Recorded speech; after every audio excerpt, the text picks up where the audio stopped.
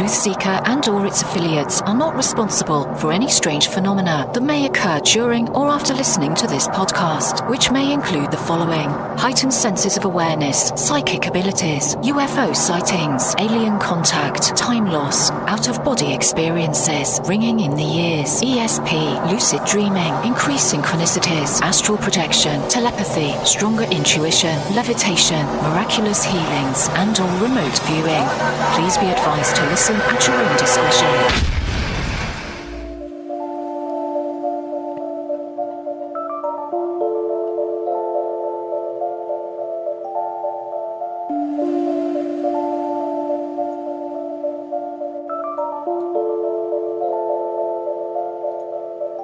Won't you come and take me away? I just wanna be with you. Won't you come and take me away?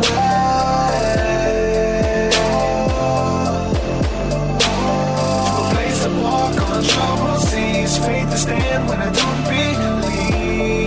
I just wanna be with you. Won't you come and take me away? I just wanna be with you. Won't you come? You are now locked into the TruthSeekah podcast. Gargoyles! Psychics! Everything's ungodly! Dark Savage! Streaming live at TruthSeekah.com. She's not a Christian! Give it up, y'all. Your portal to the paranormal, esoteric, and all things spiritual. She's tampering in dark sided stuff! And now, your host, TruthSeekah. What's up, ladies and gentlemen? How are y'all doing? You're tuned into another episode of the TruthSeekah podcast. I'm excited and delighted to be here.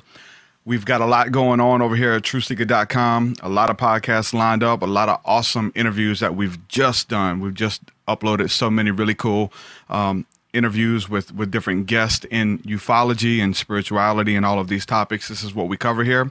And tonight we have another exciting show for you. I'm so excited, thrilled, and delighted to be talking to my guest tonight. I am joined by Mary Rodwell. How are you, Mary? I'm good, Derek, and it's a pleasure to be with you.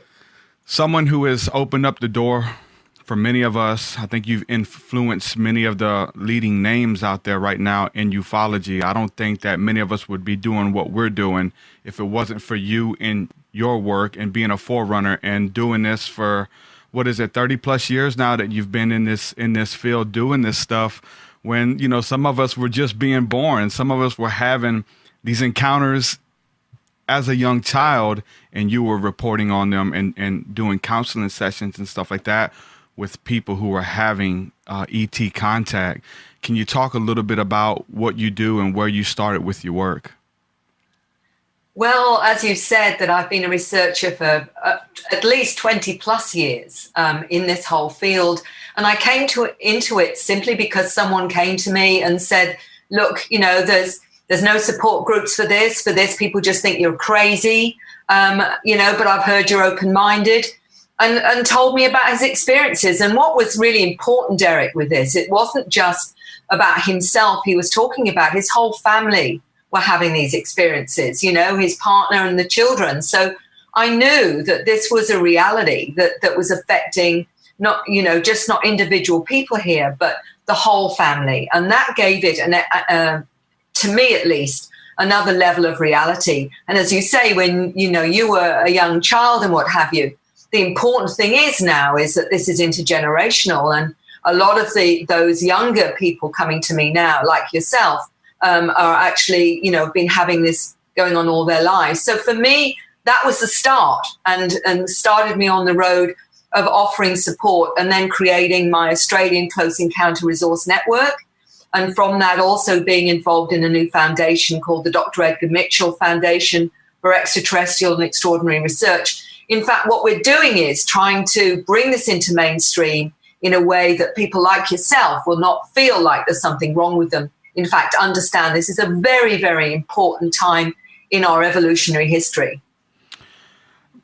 A lot of times when I first got into the field and seeing some things on television as far as movies and stuff like that, a lot of fear, a lot of hysteria, the movie Fire in the Sky. I seen that when I was maybe 7. That movie scared the hell out of me. You know, that, and I know you mentioned the movie Communion with Whitley Strieber.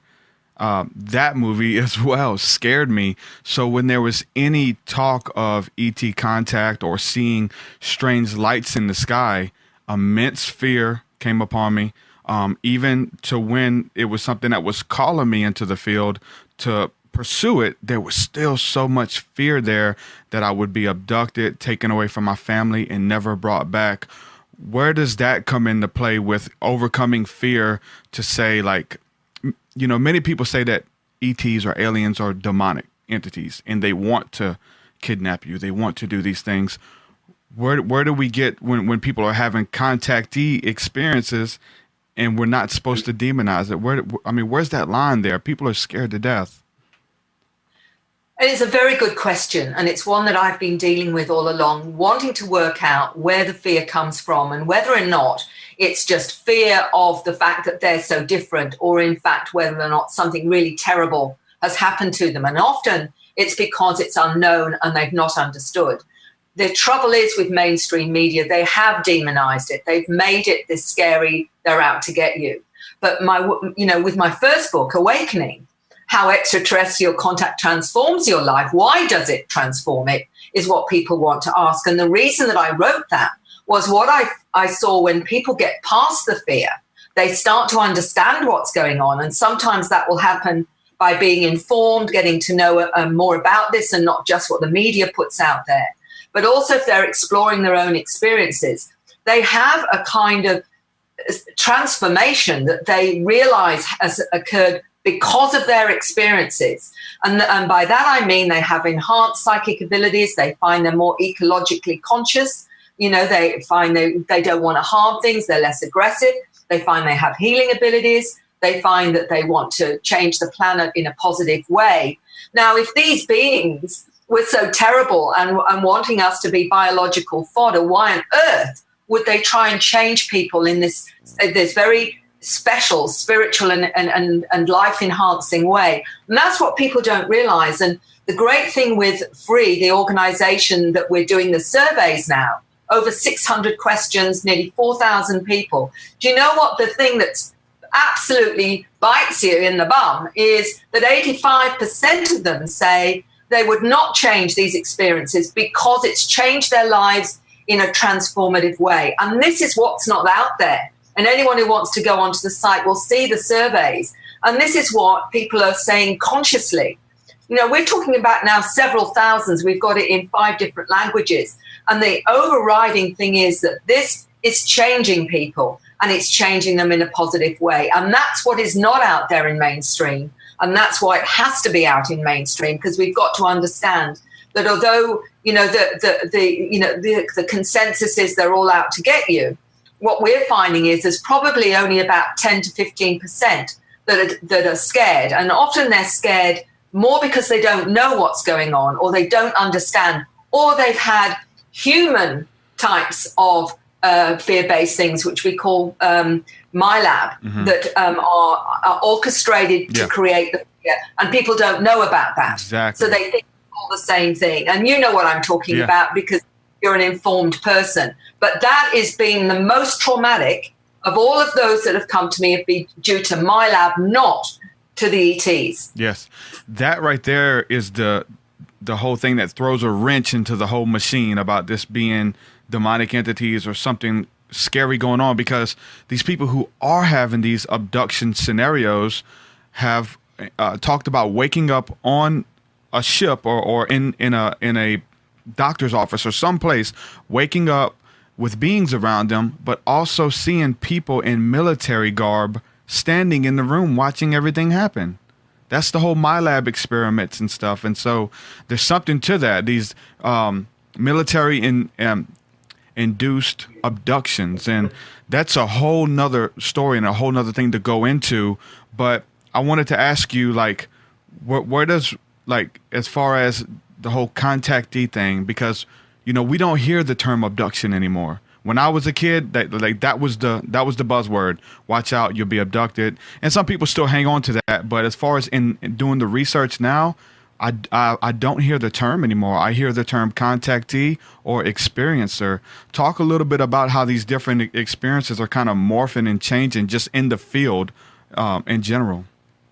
It's a very important term, and it's one that for a long time, didn't fit for me, because people that were coming to me that explored it through another level, maybe through hypnosis, were finding out that they were being taken on craft, and there was genetic material taken, but they were being taught things on craft. They were having healing experiences on craft, or actually feeling connected to many of the beings on the craft. So they didn't feel they were abducted, but they were having encounters, which is a whole new ball game. And the trouble is with abductions, it makes it out to always be this is not consensual as well.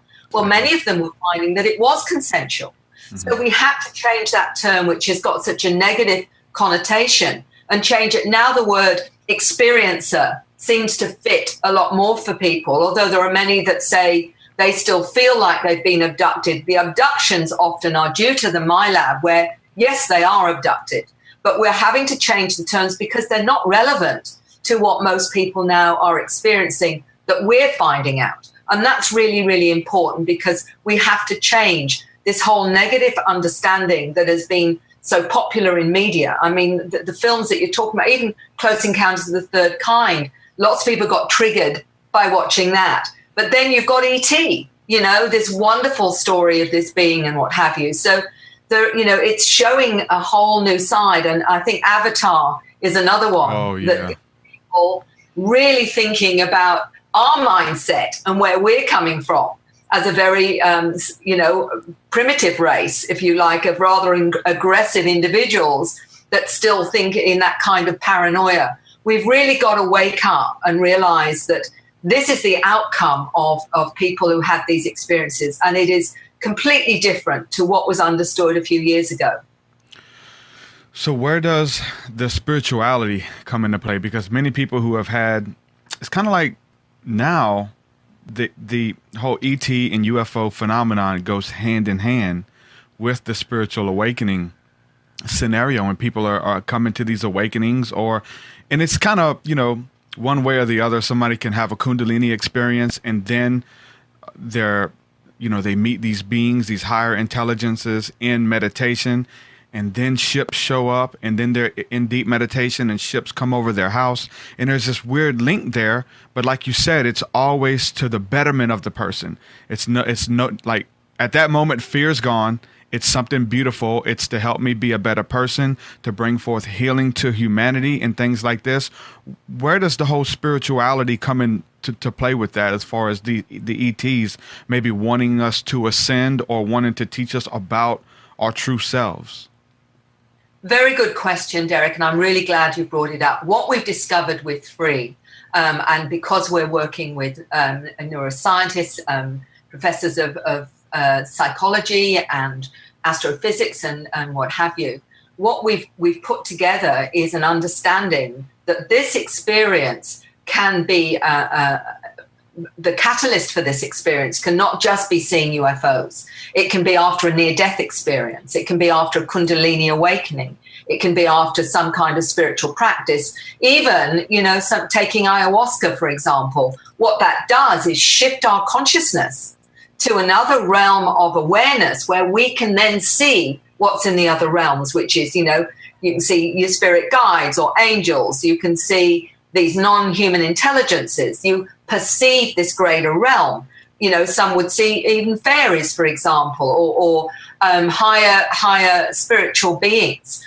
And all of this is in that realm. And so it doesn't have to be the UFO catalyst. It can be through spiritual practices that this occurs. So what we're really looking at is consciousness. We're looking at an accelerated, elevated consciousness, a higher frequency, if you like.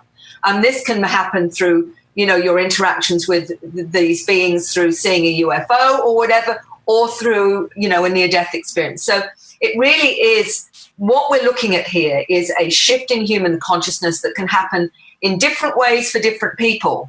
For one soul, it can be through seeing a UFO. From somebody else, it can be a Kundalini awakening. It's really what the soul, I think, chooses as their business plan for this planet, if you like. My business plan is I'm going to have it when I see this UFO when I'm 14 or whatever it is. And so from that, then it's the catalyst to get them to see beyond the 3D programming, which is the problem of this planet, which says, unless you can see it through and hear it and feel it on, you know, our senses, that it's not real. And what we're really discovering is that we're multidimensional. And this is the catalyst that shows us our multidimensional nature.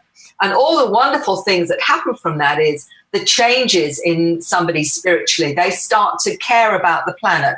They start to believe, you know, feel and sense, you know, that many start to communicate with animals and feel the consciousness of the planet. They start to feel energies from people. They start to realize, you know, become very empathic, for example. All these things, these psycho-spiritual changes, all seem to be, if you like, triggered by these experiences, whether it's through, as I say, you know, taking ayahuasca or Kundalini awakening, or through seeing a UFO.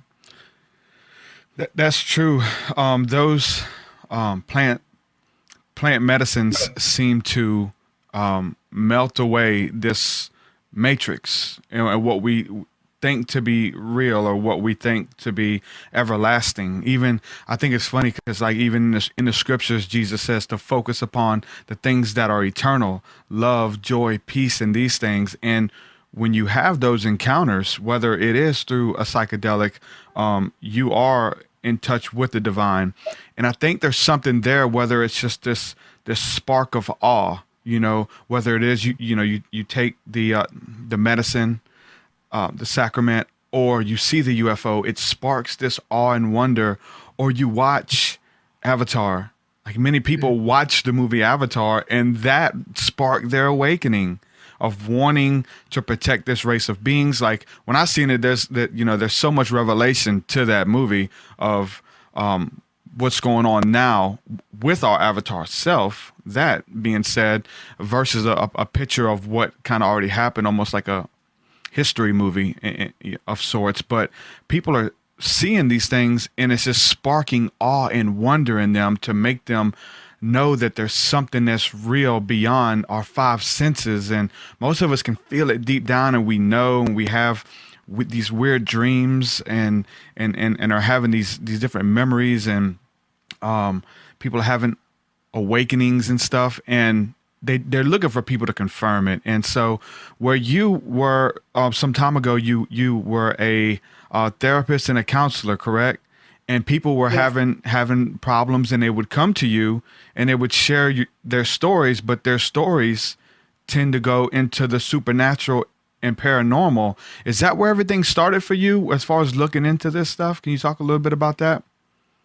Yes. I mean, I started out as a nurse midwife, but ended up going into counselling in the UK and bringing those skills to when I came to Australia. So I was doing the conventional counselling for many years until I started to explore my own spirituality, and I started looking into healing and energy work and exploring the non-physical realm. And when I did hypnosis, I was working with people, taking them into past lives, for example. So this whole connection to the eternal nature of the spirit became very clear to me, where people were choosing to come into the human journey this time and picking their parents and picking their siblings for their learning and what have you. So this opens up a whole new way of looking at ourselves and our lives, and what does soul spirit mean, if you like. And from that, so that when, you know, I got people coming to me saying, you know, I remember a past life, or I remember that I came from another planet, and they would describe the planet. A lot of the children have conscious memory of this. They'll talk about coming from different planetary systems, different galaxies. One 10-year-old told me he came through a portal in the sun, for example, another dimension. So when you've got people having these kinds of memories, for me, it's logical. If the soul is eternal and is experiencing all different things in different dimensions, different timelines, and whatever, then it's quite understandable that they will feel connected to many of these beings that they say they made an agreement to come in embodied in human form. And so a lot of those coming in, the star seeds and star kids, are talking about their family out there. They're not talking about their human family. They're saying, I want to go home. This is not home. I don't feel like this is home. And they'll say to their parents, 5-year-olds will say, you're not my real parents. My parents are in space. And the parents don't know what to do with that because, it's hard for them to appreciate if, like an 8-year-old told me that he's close to the mantid beings, the praying mantis type beings, because they're family. And when he dies, that's where he's going back to them, the mantid. So what does this all mean? Is everyone going crazy, or are we just being shown more of the true reality? And I believe when you've got not just a few, not just 100 or 2, not just 1,000 or 2, but more than that, coming out with the same things, you've got to say, hold on a minute. Either they're all going, crazy, or this is real, and we have got to wake up to the fact that we've been programmed out of that side of ourselves as well. So, for me, I opened up myself into more of the non-physical realm through the healing that I did, through the, the past life work that I did. And I am also able to sense and feel more of what we call the non-physical realm, because it is part of our heritage to be tapped into that, even though we don't realize, the indigenous people know it. Yeah. People in other countries that are open to South America and what have you, know all about this truth. It's only Western society has been programmed. As one 9-year-old told me in Europe, she said, when you go to school, you're programmed out of your light, out of your awareness, and the teachers just press the keys. So that is what the problem is. We're living in an inaccurate paradigm, a paradigm that we are programmed into that doesn't fit any of us really, but we are forced into it because of schooling, education, family, beliefs, religion, or whatever it is. And the whole thing is it's inaccurate and it's limited and it's not true. And I think most of us, like yourself, know this, and it's time for us to get back to that knowing. The whole, the whole starseed, indigos, star children, this framework. When did it start? Because it seems like this is something that we're seeing a lot of now. The whole ADHD, attention deficit hyperactive disorder, autism, and things like this. These children who are coming here, who operate differently. They're not sick. They're not dysfunctional, right? In that framework of society, which we're trying to introduce them to sit in a chair for 8 hours, that doesn't work. It doesn't work at all. And so when did this start? Because I know this is something around the 80s, mid 80s or so, that we just started to see an influx of it. Is this something new, or have these souls been coming here the whole time?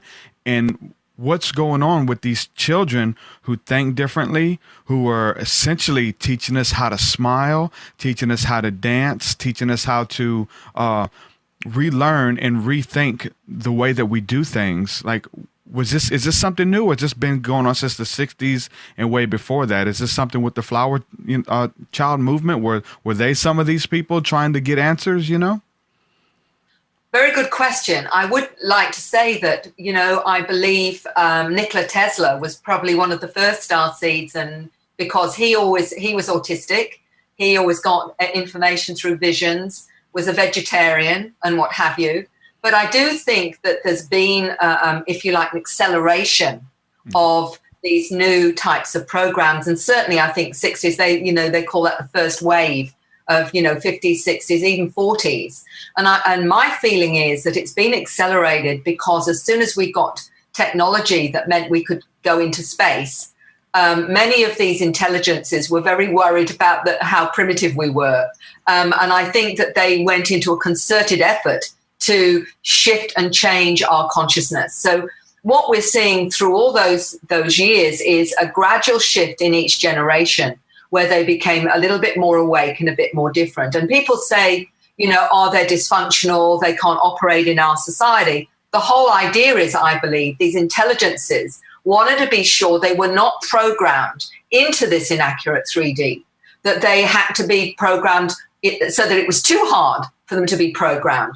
And so what did we get? We got the autistic child, we got the dyslexic child, we got the ADHD child, we get the Asperger's. All of them are hard to program because they're coming from a different level. And, it's perceived as dysfunctional. I perceive them as the new ones, the new ones that are showing us how to operate. And one lovely gentleman who I got to know in Hong Kong was in his 50s. Before he worked out he was ADHD. And he said, Mary, I always saw reality differently.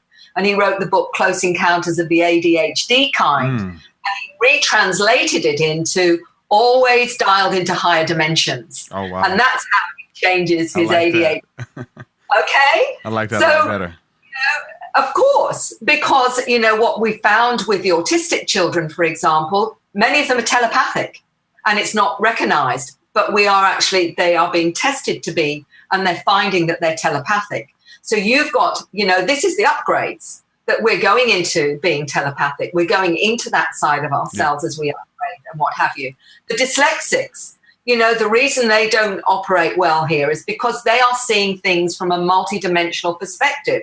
So they're seeing all of this, and we're asking them to see through a pinhead and say that's how it is. So when you start to understand their reality, you see that what they're perceiving is completely different from the average 3D individual who thinks that looking through this tiny little hole is actually what reality is when they're seeing all of this. So it's lack of understanding, and it's nothing to do with them something being wrong with them. They're the new programs. They're the ones showing us the way that we need to wake up to be part of that new reality, which is our multidimensional nature and part of our heritage that we've been programmed out of. Whereas thankfully, they're not being programmed in the same way, although there are agencies that are trying to program them, stick Ritalin down their faces and shut them down and slow them up. Yeah. But, that's another agenda because they are aware of them. There are agencies that know full well that these children are being born globally, and they will target them. And that's one of the ways to target them. I want to let everybody know that the phone lines are open. If anybody wants to call in, the number's streaming across the video and in all of the descriptions as well. If you have a question for Mary or myself, call in, or if you want to share your encounter, the phone lines are open, and this is the platform to do so. We'll get to your calls here shortly. I do see we have a couple people on hold right now. We'll get to you guys very soon. Just bear with us just a few more minutes. I got a couple questions that I have to get in. Okay. You mentioned about telepathy. That's a big thing of these different, the spiritual awakening comes with spiritual abilities.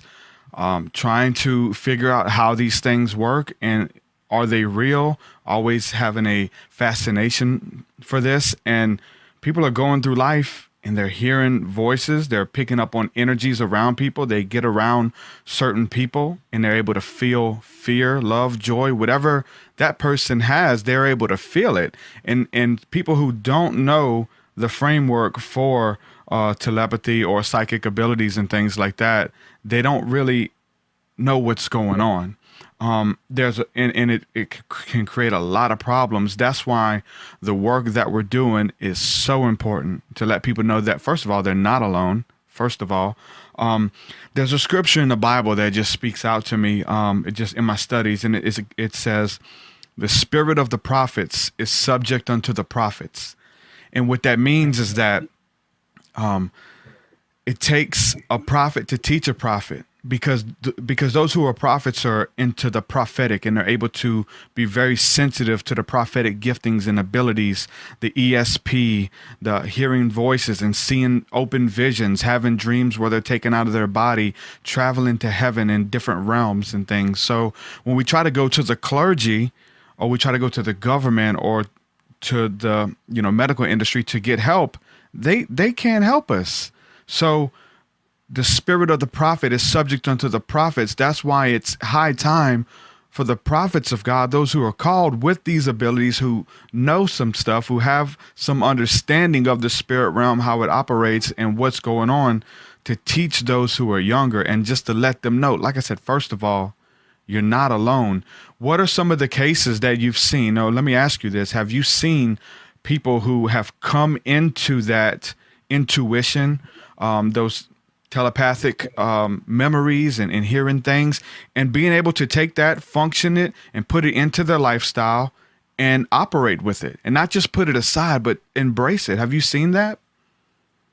That's a really important one. And one of the reasons I joined, the organization of Free was because what we were doing was to actually explain it through a science perspective so that people could actually, have something to stand on with it. And the unified theory of consciousness, or the quantum hologram, explains how you can have intuition, how you can have precognition, seeing future events, how you can see other realms, how you can see other beings, how you can operate in that particular way and not be crazy, because it's actually part of our innate nature. The problem is that we have a reality dysfunction, and that reality dysfunction says again that unless you can see it, hear it, feel it, etc., it's not real. What people have to realize is that we have all these abilities, every one of us. There's no one that can't do this, but the problem is that you've got to own it and honor it for it to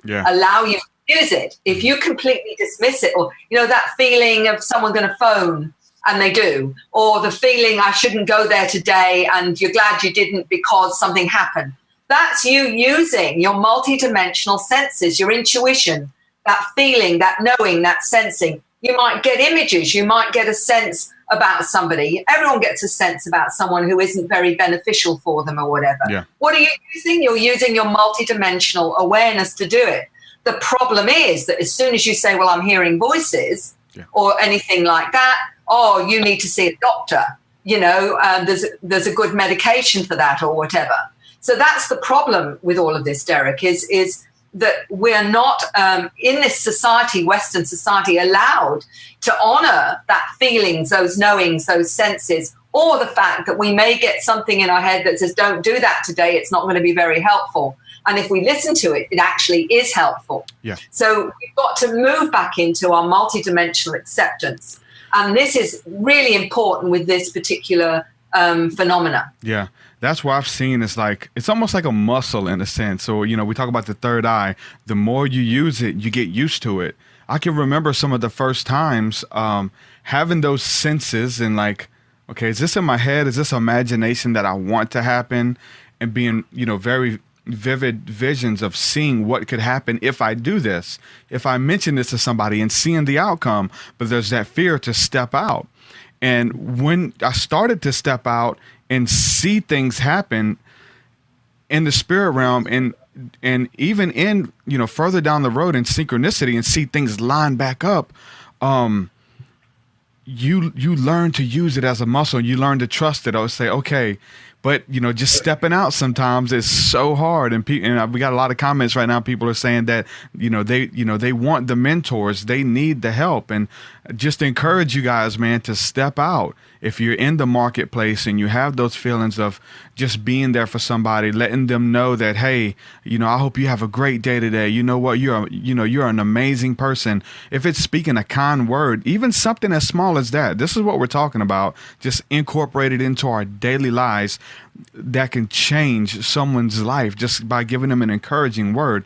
I've seen it time and time again. I remember the first time it happened, it was a strong urge while me and my wife and some friends were in Walmart, and we were checking out to go to pay for our food. Now, it's always with this whole testing thing. It's because they want you to step out to use it. And we're in line to check out, and we only had a few dollars, and so we had enough money to pay for our stuff and then go to hit the burger joint to go get a couple hamburgers when we left. That's all the money we had. But while I was in line, I had this strong urge, whether we say it's the Holy Spirit or our guardian angels or those who are watching over us, urging us what to do. I felt the urge told me, the lady in front of me just had a couple canned goods and some fruit. And the voice said, pay for her groceries. I was like, she's only got I'm rationalizing it. She's only got a couple canned goods. She can handle that. I got to have my money to get the burgers. That's all the money I have. And I'm rationalizing with this voice, right? And this is how close it is until we know it. We think it's our own intuition, our own voice. We're talking to ourselves or something. until we step out.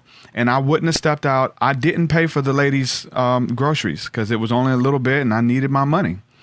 And the lady rang up her groceries, and the guy told her how much it was. She pulled her money out and didn't have enough. And he had to take some of the canned goods and put them aside. And she only bought half of what she was trying to get. And when she left and walked out, and I stood there and I didn't say nothing. And when she walked out, I felt the strongest grievance in my spirit. Like, man, I missed an opportunity. And that voice that was speaking to me was right. And so I learned from that. So the next times that I felt that voice, I knew.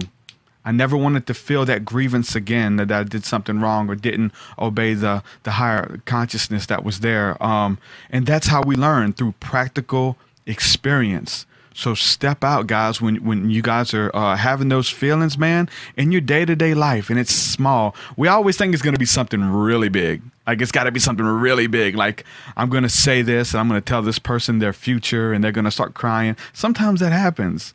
Sometimes it's just in the little nonchalant ways that can change the course of a person's day, man. Have you seen stuff like that in your own life? Because I know that, you know, like you said, you've done the spiritual work as well. You've done the framework, and I know it wasn't easy for you. What have you seen as far as miraculous healings or being like following the voice, the intuition, and it doing something, not just by coincidence of the phone call things that comes, but the things that matter, like, oh man, I'm glad that I followed that intuition? Oh, look, there's far too many. I learned like you did because I actually spent 3 years training to learn how to manage my multidimensional side, you know, and connecting. So we do remote healing. And then one of them I could tell you was my dad had really problems with his feet. And he lived in England and he had diabetes. And I wanted to try and see if remote healing worked. So I was in a group and we all concentrated on my dad and, you know, brought his energy in and we worked on it energetically. And I was really interested to see whether this would have made any difference to my father in England. So I rang him the next day and I asked him how he was going. He said, good, you know, and I said, well, what's been happening? And he told me. And then I said, how's, you know, your feet going, Dad? And he said, do you know what? He said, the last few days they've been feeling so much better. And I knew then, I knew. And these are the kinds of things that you get, because I'm always testing, like you. I'm always testing, is this real or am I imagining it or whatever? But the mere fact, but that wasn't one time. We did a lot of remote healing and sending the energy to different people and what have you. And time again, I had validation by checking it out, that something important had happened or something, you know, had validated what we'd done. That's just with, you know, sending energy, as you say, sending good thoughts or, you know, just smiling at someone make a huge difference in their day. They're little things. They don't cost you anything, you know, literally. Yeah. But you see the difference it makes energetically if you just smile at the, you know, the checkout desk, you know, to someone, a beautiful day, or tell them how beautiful they are.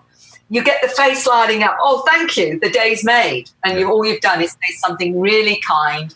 And it's cost you nothing to do so. Those are so awesome, man. And it's practical, and that's what people got to understand. And once I understood that, and you know, the whole voice thing, it's basically your imagination. That's what we think. It's so close to us that we grew up with it. It's been there with us the whole time, leading us, guiding us, teaching us, talking to us, playing with us, showing us things about people, about stuff. And it's so close, man. And that's kind of the problem sometimes, that it's so close that it's like we overlook it. Like, oh, really? It's that? I already hear the voice. I already, you know, get the intuition about things to do. So that's what's hard about it sometimes. Going to the phone lines. Let's open up the phone lines now. We got somebody who's been with us since the beginning of the show. We got a call from Southern Alabama. Who we speaking with? You're on the podcast. Yeah, no, definitely. Hey, this is Watchman tuning in. I've been really enjoying it. I really like the always dialed into higher dimensions. That's outstanding. We're going to have to take that one, Derek. Yeah, we stole that shit. Now, seriously, I went out into higher dimensions. That is awesome. That is outstanding. I'm sitting here just like really just like a kid, watching his favorite show, just listening to all these things about dialing into these, different ESP type qualities and traits. I know that we talk about it quite a bit about ESP and stuff like that. And I know you've heard me say it 1,000 times, this gut don't lie. Like my gut, when my gut tells me something, I just got to go with it, or I'm sick, because I know it's not lying to me, and it's, I would just, that's something I might even ask, as a question, here and now, how much do you know, man, you did a great job, selecting somebody to interview here. This lady is thorough, but she is thorough. But no, I mean, what could you tell us about that? Because people could even take that from a practical sense. People say that a lot. I feel it in my gut. Whenever they feel like something's going to happen or they need to avoid a certain situation or something like that, they say, I feel it in my gut. What could you share anything about that, or maybe tell us, what we're maybe perceiving in the physical realm and how that relates to the spiritual realm? Well, I can give you the science to start with, which is a very good one. Our DNA, they've discovered, actually accesses miniature wormholes into the holographic matrix. So in other words, when you think or have an intent, you're actually tuning in to that frequency that's going into the matrix and giving you answers. So, when you put something out, it's like, when you first learn to drive a car, you notice all the learners that are on the street on the road because you're a learner. You tune into what you're focusing on. So if you're focusing on, that feeling, knowing, sensing part of you, it will give you more and more information. It's as simple as that. I mean, sometimes it's just what you focus on.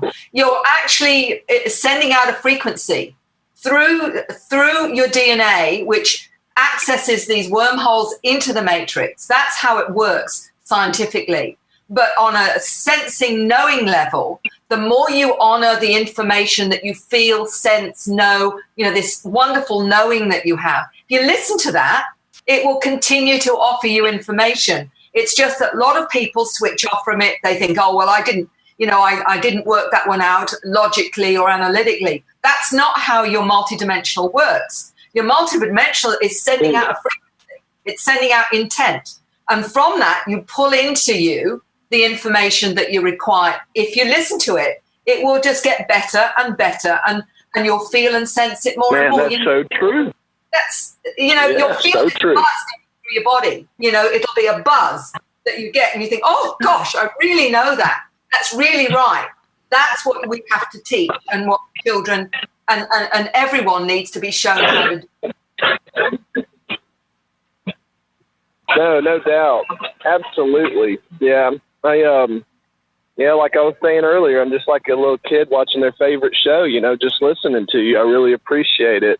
The answers are so simple. They, like I said, you feel it in your gut and it's true. Yeah. So, I'm interested in maybe researching a little bit further, and what you've done as far as working out your ability to delve into these realms and to decipher this information and to understand, what all these mean. What all personally did you do for yourself in order to maybe strengthen yourself so that you could move forward, in dealing with this sort of reality?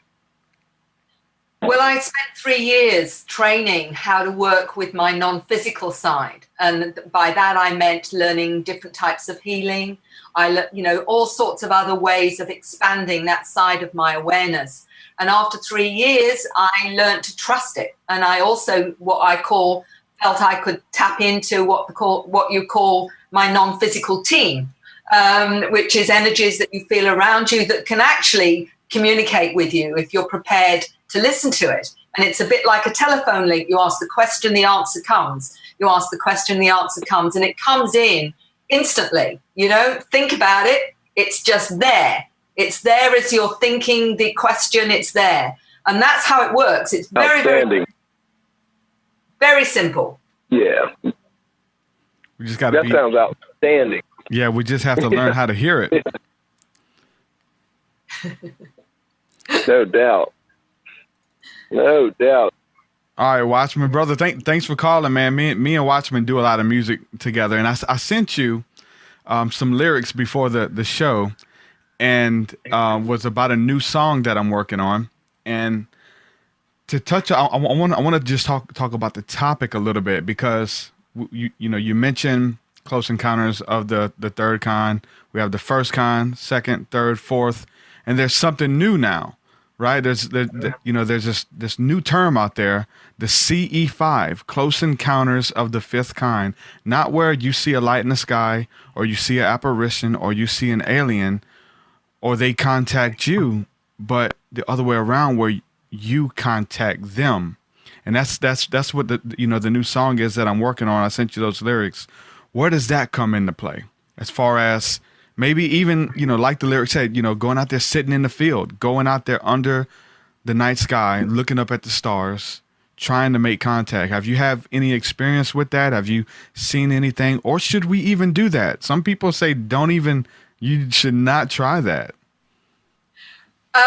Look, I think that when you are ready, whatever you do, whether you're doing it in your lounge room or you're doing it in the garden, it doesn't really matter. Once you're prepared to go to that level of wanting contact, they will know, because it's a frequency. It's a frequency of intent that they'll pick up.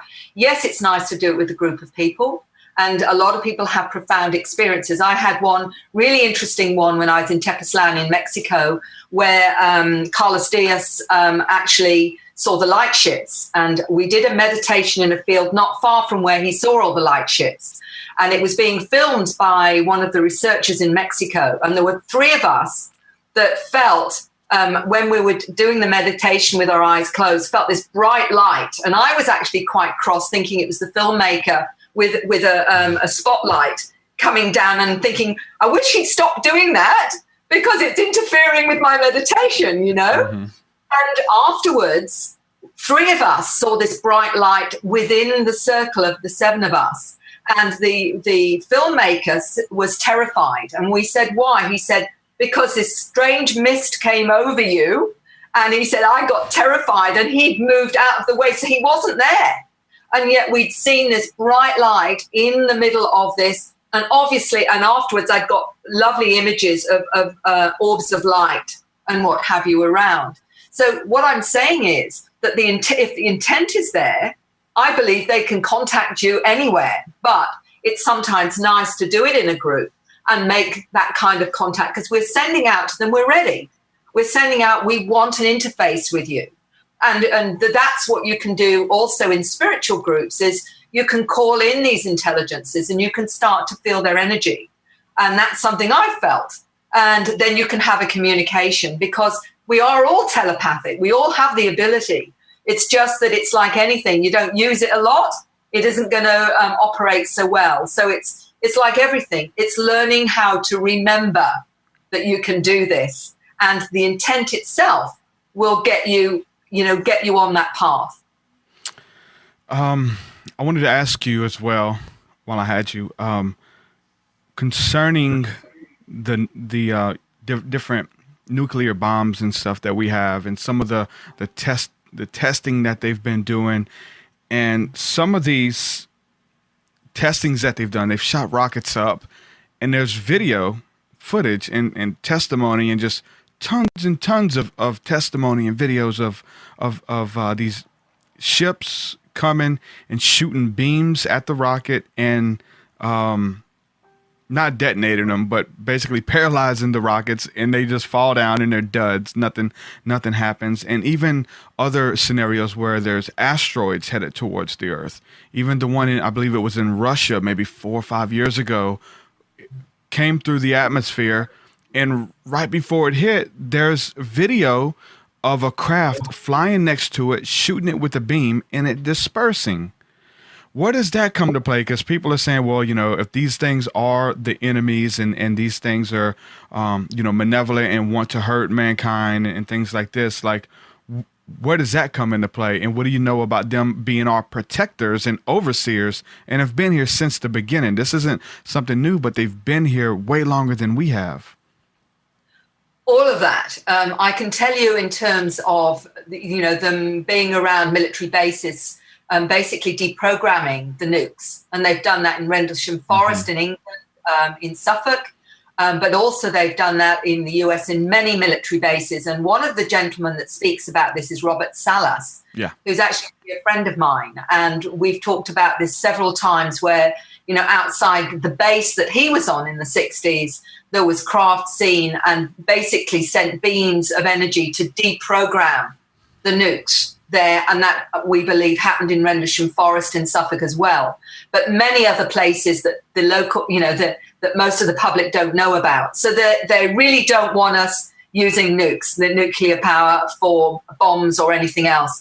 And I think they're making it very clear that that's not okay, because they're saying it's affecting them as well as us on many dimensions. We don't understand the consequences of a lot of this kind of technology, like the HARP technology. Yeah. We don't even really understand, the CERN, everything to do with the Hadron Collider and what they might be doing there, for example.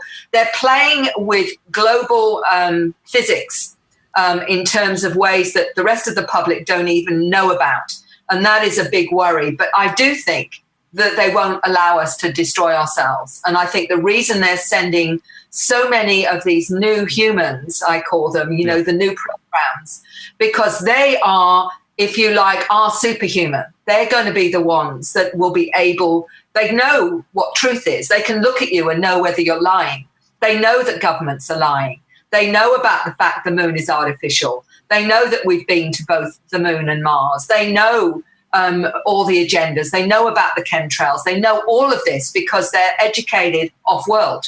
And because of that, they also know, one 8-year-old told me that she can actually control the element of the wind. She knows she can control it. Now, if you've got kids that are aware of abilities like this, and this is just one of their many abilities, how they can see and feel and sense more than any of the average, what we call normal human. If you've got enough of these children around the planet, just think of what they can do. And they've come, like those that are being activated right now, they've come to make a difference, to change what's going on here. And I think we're very close to some major shift where we're going to, everything's being exposed now, corruption, all the stuff, the chaos, and that's all to start us off, I think, on a very new footing, a footing where people are going to be awake and activated and are going to change what's going on. And I think that we've all come to help with that, as you have, Derek, in your work that you're doing by merely, very importantly, putting this information out so people can feel empowered, can feel and not get put down by the fear of doom and gloom that you're hearing across the planet, and not letting that stop you from doing what you know is important. That's so true, and I believe it 100%. I mean, I've seen so many videos that they talk about. It's just all the hysteria out there. I just try to do what I can to combat the hysteria and the fear, because I know the power fear has. I know that fear is a spirit. It's a spiritual battle dealing with fear and anxiety and things and depression, these things that we go through, and it's tied in with all the negative side of ufology, just like the whole negative side of everything else we have to deal with. So I wanted to ask you, dealing with spirituality, I listened to an interview with you the other day, and you mentioned that people who have these contact with these beings, angelic contact, this type of stuff, that they talk about speaking in a different type of language and just randomly speaking in this languages. I know that I actually study comparative theology, and I try to find the different streams within all religions that kind of make us the same. And one of the things that we all profess is this term that's called glossalia, where you have a spiritual encounter and these words come forth, and Christians call it speaking in tongues. And it's a phenomenon, and some people know what's going on. Some people can interpret that. There's people, when you speak in that language, someone hears it and they know what you're saying. Can you talk a little bit about that?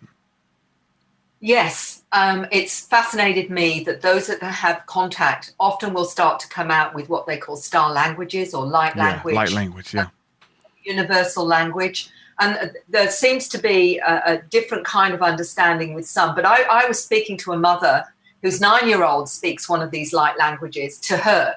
And she says, I can say it back to him, but he can translate it and I can't.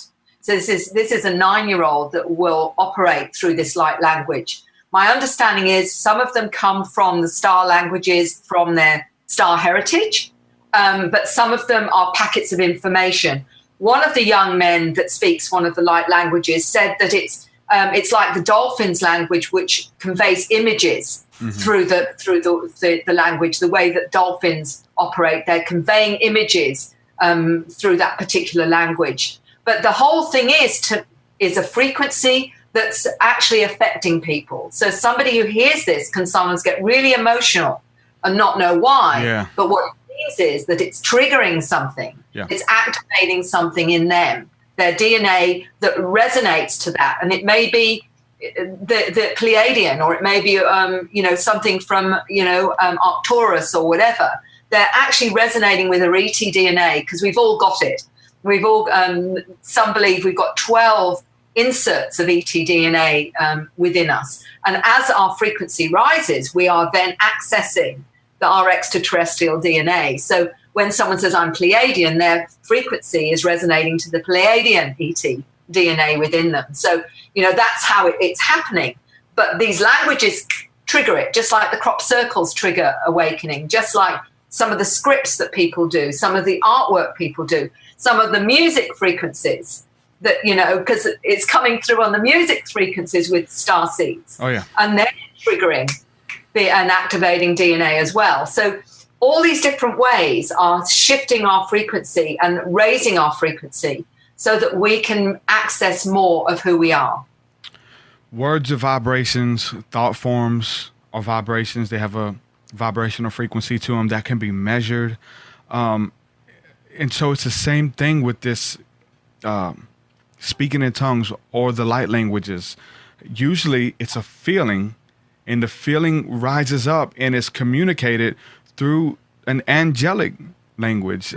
Even in the Bible, Paul talks about the language of the angels, and they have this angelic language that it's you can't understand it to the human ear.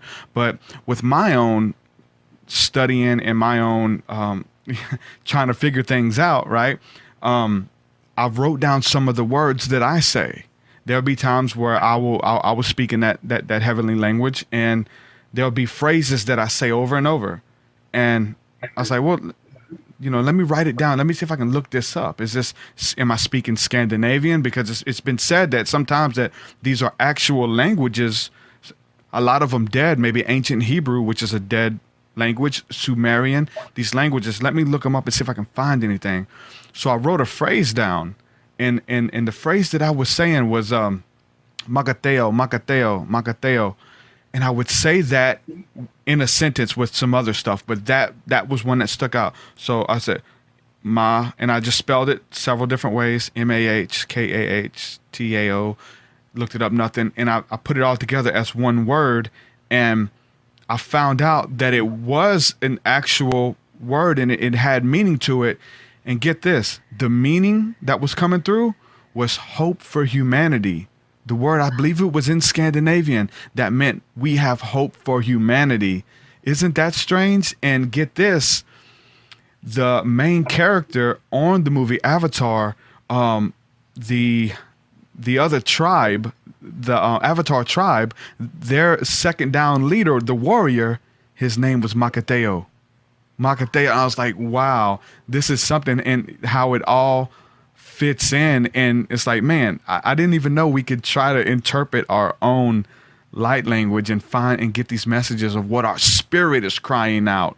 And that's what it says in the Bible. It's so beautiful. It says that the Spirit cries out through you with groanings and sounds that cannot be pronounced, and it just cries out of you and cries forth. So people, man, you feel that language, and you might have to get by yourself when you do it, but do it. Let that language come forth, man, and you feel it. You feel it coming out of your belly as rivers of living water, and it changes the way you feel. I feel it right now talking about it. It's so beautiful. And it's all about just trying to tap in and learning. It's, they are our teachers. They're here to lead us and guide us into all truth. And it is a spirit that permeates every living thing. It is benevolent. It does have our greater good in mind, and it is beautiful. So yeah, all the fear and all the hysteria, guys, I challenge you guys just to step out there, step out in faith and try it. If you have the questions, ask the questions, because if you never ask the questions, you'll never get the answers. So Mary, thank you so much for coming on the show. Was there anything that we didn't touch on that you wanted to speak on that we didn't touch on? Oh, there's probably all sorts of things. But, it's been a pleasure. I would like to say I'm coming to the US, by the way, in October, November, in Sedona, West Virginia, and Miami, and Boston, and Detroit. So if anyone's interested in coming to any of where I will go into more detail in this wonderful thing that's actually happening on this planet now, then just get in touch with me and what have you. But it's been an absolute pleasure, Derek, and I've been really interested in your personal understanding and what have you, because you're the ones that are, it's going to be your generations that are going to be the ones that help us get this planet on track again. So thank you very, very much. Thanks so much for coming on the show, Mary. You want to give your website one last time before we go? Because I know you got some awesome books on there. The New Human, which I've been telling everybody whenever I emailed you and we scheduled the show, I've been telling everybody about the book, The New Human. And I know so many people who have children who are ADD, ADHD, and their children are beautiful. Absolutely beautiful. And they teach us how to dance again. They teach us how to live again. I'm telling you, it's something so beautiful. And you went into detail on that entire subject in the book, The New Human. And I also want to get expressions of ET contact. That's the next one I'm going to get. And so I'll probably be picking up one of those from you. But you do have all that stuff available on your website. And I think you do private sessions as well, if you want to go ahead and tell everybody about that. Yeah, I do hypnosis over Skype for those that want regressions and what have you. But I've got two websites, maryrodwell.com.au or acern.com.au. Either of those, you can get in touch with me. I'm also on Facebook. So that'll allow anyone to contact me. Thanks so much, Mary, for coming on, and I hope to speak with you soon. Thanks so much. And I'm going to send you that song. It's finished. Oh, please. It's finished. It's finished, but it's not out yet. But I'm going to send it to you because I know you'll enjoy it. Oh, thank you, Derek. It's been a pleasure. All right. Thank you, my friend. Take care. Bye-bye. Bye-bye. Awesome, man. Another awesome podcast. I really enjoy doing these things, man. I get some really cool guests on the show. And I'm like Watchmen. Watchmen called and he said, I'm a kid. I feel like a kid in the candy store, right? That's exactly how I feel. So, all these podcasts from its conception, and there's a lot of shows that weren't even archived that are like 7-8 years old, man, when I was first doing radio shows. We didn't call them podcasts back then. They were just a radio show. I had my own radio show, right? That's what we called it. But there were so many guests that I had on back then, but still learning how to do it and, learn how to interview people, but essentially asking questions that I had. And all of this stuff, all of these questions are an extension of my music. Most of these people who I have on the show, I've been researching their work for years and started a podcast, and now I'm able to pick their brain about questions that I heard of in interviews and podcasts. You gotta think about it. Like people like Jordan Maxwell and Santos Bonacci, like listening to hours and hours of their work. Trisha McCannon with the Mystery School, the Phoenix Mystery School out of Atlanta, like listening to her podcast, a bunch of them, and I have them on the show. I'm like a kid in the candy store. I'm just asking them questions, man. And, James Gilliland, I got a name drop, Ed Grimsley, all these people who I've had the opportunity to have on here. And now Mary Rodwell, who, man, she is an expert in this field, man. And it's such an honor to have these people on here and to talk to them, pick their brain, and, just, what I'm saying, share the same space as these people. It's so awesome. I really do look up to these people, especially for stepping out in a space where it's not cool to step out, or, you're kind of fringe or whatever. I've definitely been there, and knowing that we're doing the work for all of you guys who are listening, all of you guys who are watching, who have the questions, who aren't able to reach out to these people. Some of them have schedules and stuff like that, but we try to get them on here. We try to make this stuff available. I try to make myself available for anybody who has these questions, and just let people know, like I said at the top of the hour, you're not alone. You're not alone, man. There's no question that should go unasked. There's no topic that should go unlooked. Fear and condemnation, man, has no place in the life of a child of God. I'm telling you, man. It is all about inspiration. Everything is founded on love.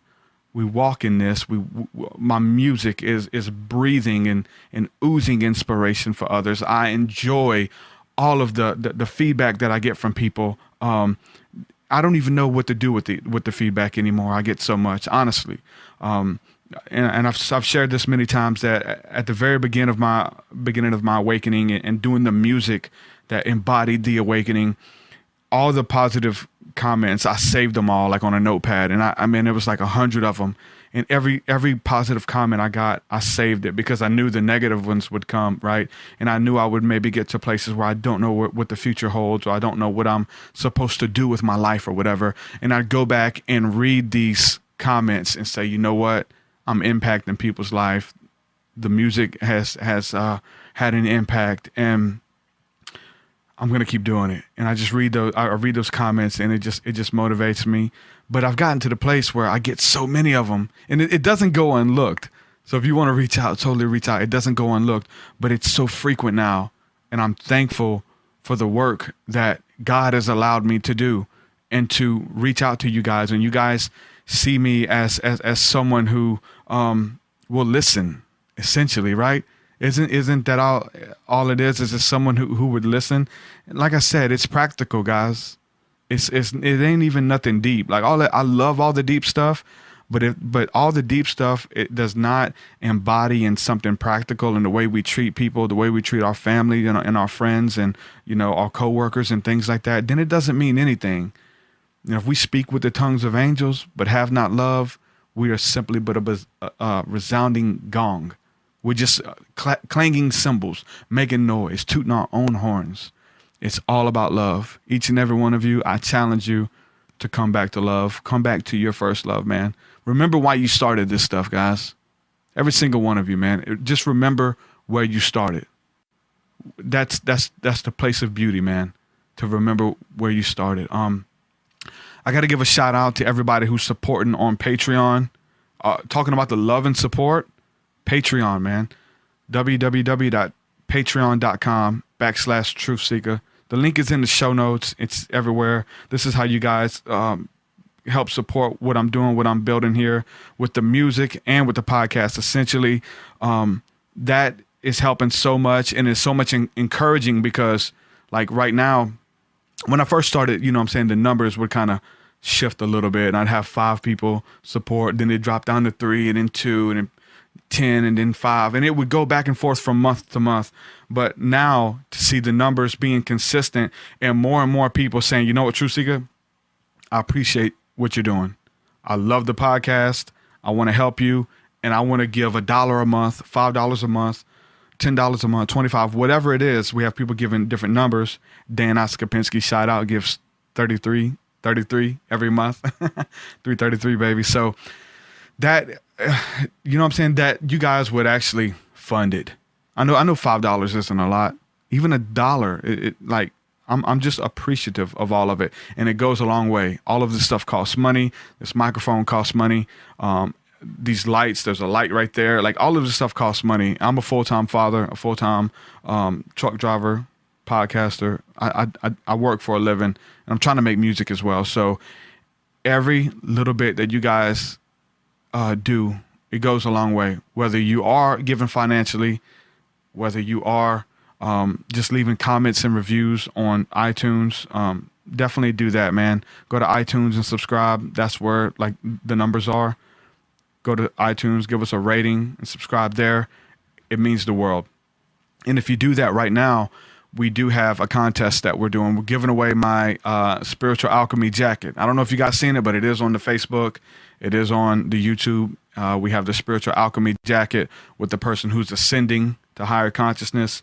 Also resembles the angels, like the new body that we received. That was the whole concept for the Spiritual Alchemy, transforming from one level to the next.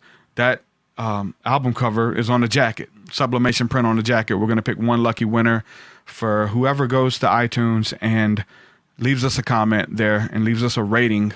We're going to pick one winner to draw. And I got some other stuff I'm going to be giving away as well. And they're all going to be coming through the iTunes subscription stuff. So make sure that you head on over there and do that. So with all that being said, I got to make sure that I shout out the 2 new patrons for this month so far that we've got.